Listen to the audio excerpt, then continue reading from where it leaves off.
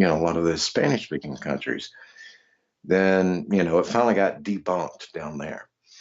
And, somehow it got pushed out and the way that things tend to make their circles, it showed up in the US and got circulated here. And, it was this big sensational story. And, it was like, oh my God, that, this is going on. We've got to share this. And then you've got a lot of people who are like, hey, my site needs some publicity. I need to share this and be on top of it. And then you got a lot of journalists, a lot of your TV personalities and news stations are like, we need some ratings. Let's put this out there. This will make some people tune in. And what happens? They created an issue out of nothing. As they're wont to.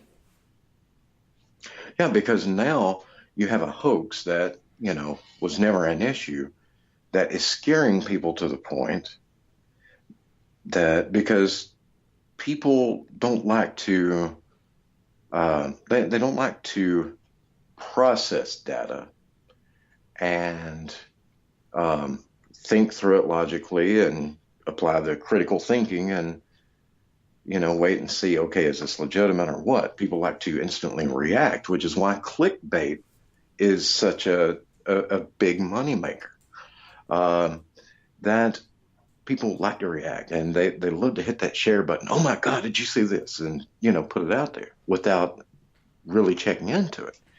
So what happens is now you've got all these parents terrified and you've got schools that are blocking access to YouTube kids, and you've got all this going on. You've got kids terrified. I mean, some of them, practically traumatized by this thing that is not even real. Just an urban legend that turned into an internet hoax Well, that so was suddenly became a real Slenderman. terror. Yes, So was that Slenderman, and absolutely. two young girls tried to kill someone they knew. Not a Hmm. stranger, a girl they knew. Right. And same exact situation. Something pops up on Reddit, somebody shares it, and next thing you know, people are having Slenderman experiences because people are very suggestible, and people in general tend to be very gullible and very reactionary. Um,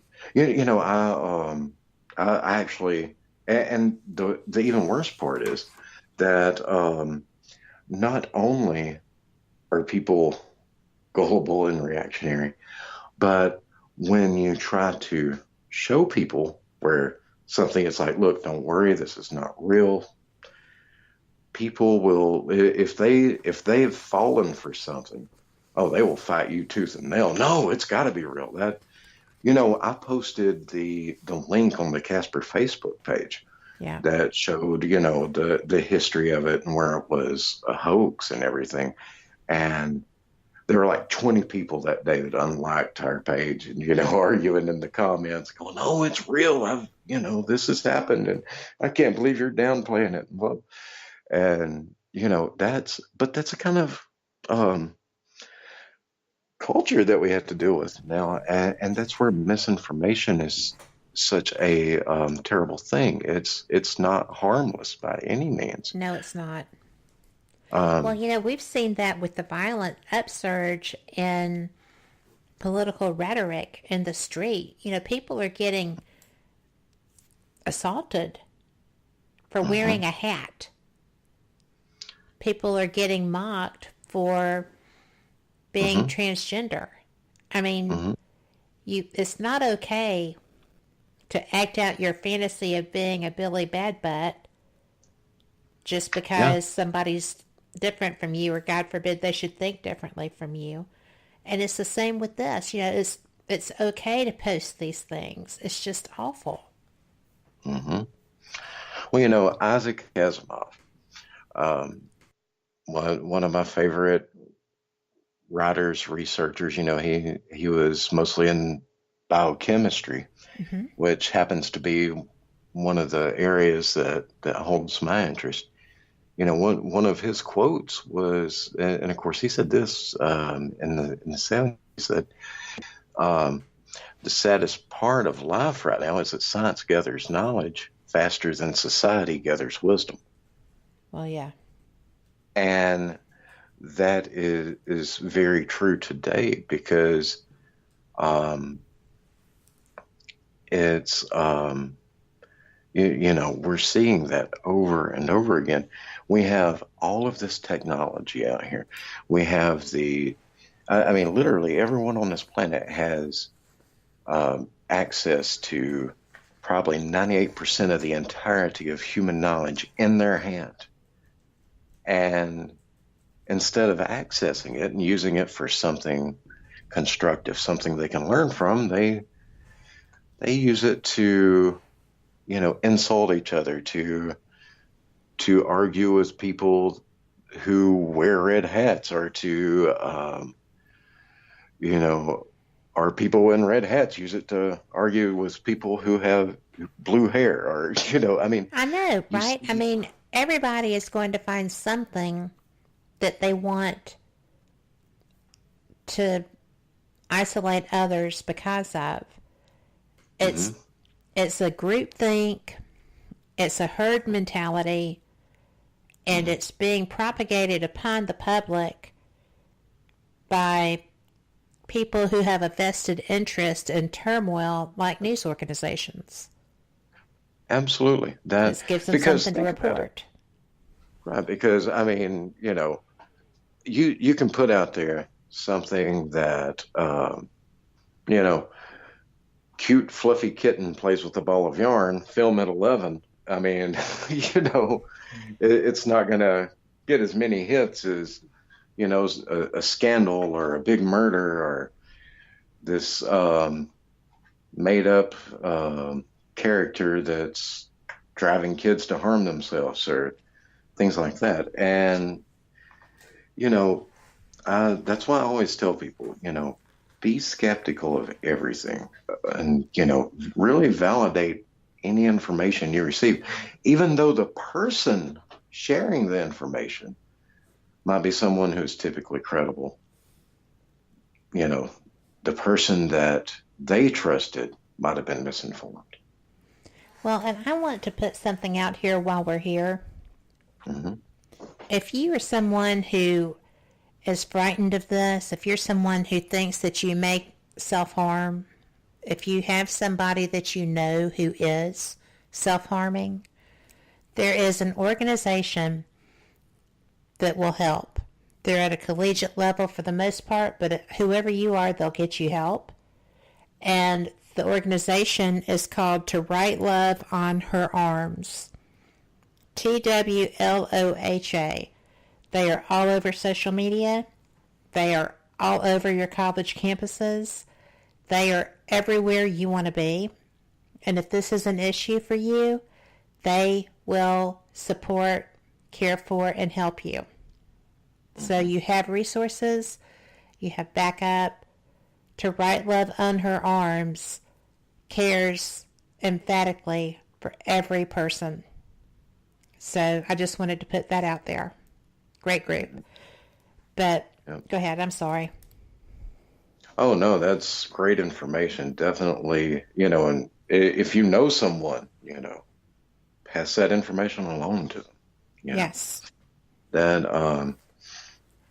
but but talking about the credible information and things, I'm just gonna go ahead and say this: if you're looking for credible information that is going to really stick out, that pertains to anything you'll encounter in paranormal research, don't look on a paranormal website.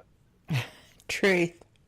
Most likely, you will never find anything that is actually viable information from a credible source on a paranormal website. The reason is a viable, credible department or scientist is not going to put out anything hardly that has their name attached to the paranormal, because of the reputation that the paranormal community has garnered over the years that we were talking about back before the break. Um, if you've got a scientist that um, has, his department has been working on this project for years. He's well tenured. He's really built up a reputation. He is. It doesn't matter how strange the discovery is that he makes. He is not putting the word paranormal anywhere on. No. You have to be able to read between the lines. You've got to have read enough books, to educated yourself enough of what is going on in the paranormal, what it could be when it's truly paranormal, when it's something natural that could seem paranormal.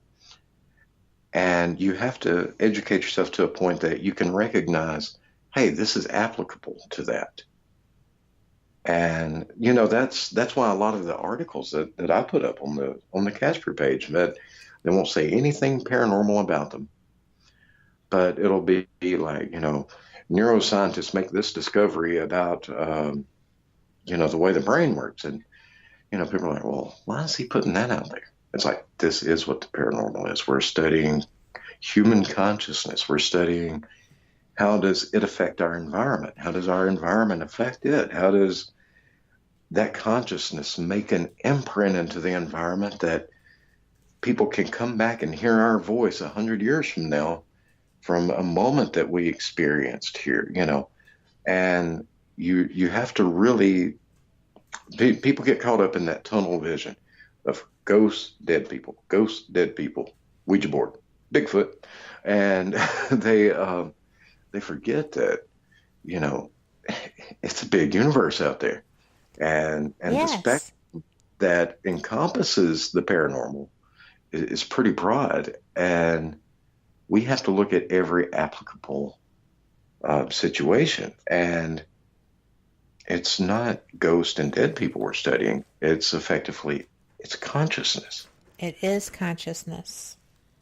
And so we have to look at everything that can relate to that. And we have to get outside that box. Because if you're waiting for a major discovery to come on a paranormal website or whatever, then I'm sorry, you're out of luck. Because most paranormal websites that you see out there have been copying and pasting and plagiarizing and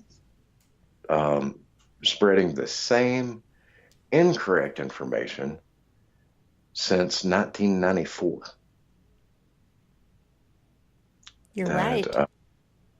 you can look at a lot of the websites, and some of it's word for word, some of it they actually went in and paraphrased a little bit. Not much, But, though. but overall, it's the same information, and it's all outdated. It's all based on superstition. It's based on the stuff that in the 1920s Harry Price was saying, this is what we think's going on, and 100 years later, it's like, we've gained so much knowledge. Why are we still clinging to this? Well, especially because, the technical tools are there. And there is so much more information Hmm. based on technology. Hmm. And people are so afraid, I think, that the technical side of the equation is going to mock or eliminate the spiritual side of the equation, and I don't view it that way at all. I believe that these things are coming together Hmm. to help support each other.